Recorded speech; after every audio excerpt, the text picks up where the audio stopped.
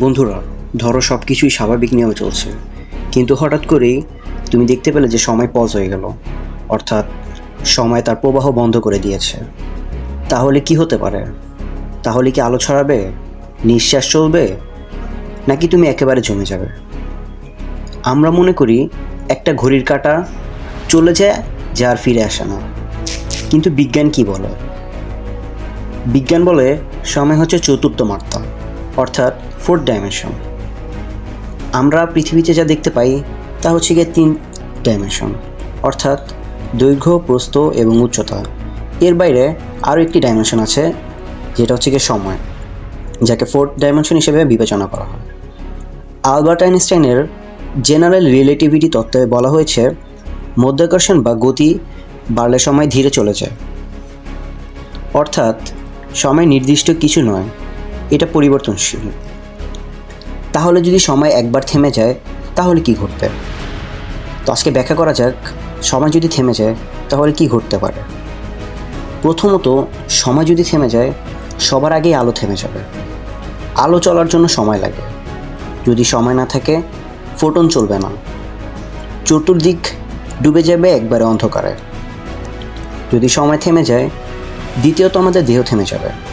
রক্ত চলাচল, হৃদস্পন্দন, এমনকি নিউরনের মতো গুরুত্বপূর্ণ সংকেতগুলো আমাদের শরীর দিয়ে চলাফেরা করতে পারবে না। সবই সময়ের উপর নির্ভরশীল। সময় না থাকার কারণে মানবদেহ পুরোপুরি স্থবিত হয়ে যাবে। তৃতীয়ত, চিন্তাভাবনা বন্ধ হয়ে যাবে। মস্তিষ্কে সিগন্যাল পাঠানো যদি বন্ধ হয়ে যায়, তাহলে আমাদের কোনো অনুভূতি টের থাকবে না। এমনকি আমরা এটাও বুঝতে পারবো না যে সময় থেমে গেছে। আইনস্টাইন বলেছেন, সময় স্থির কিছু নয়। যদি তুমি খুব দ্রুত গতিতে চলাফেরা করো বা অনেক ভারী কোনো বস্তু যেমন ব্ল্যাক হোলের কাছাকাছি যাও, তাহলে তোমার জন্য সময় ধীরে চলা শুরু করবে। এই বিষয়টিকে বলা হয় টাইম রিলেশন। তবে সময় পুরোপুরি থেমে যাওয়া, এটা বিজ্ঞানের নিয়মের বাইরে। কারণ যদি সময় থেমে যায়, তাহলে পদার্থবিজ্ঞান সমস্ত ভেঙে পড়বে। পদার্থবিজ্ঞানের সমস্ত সূত্র সময়ের সঙ্গে সম্পর্কিত। এই ইউনিভার্স চলছে একের পর এক ঘটনা এর কারণে।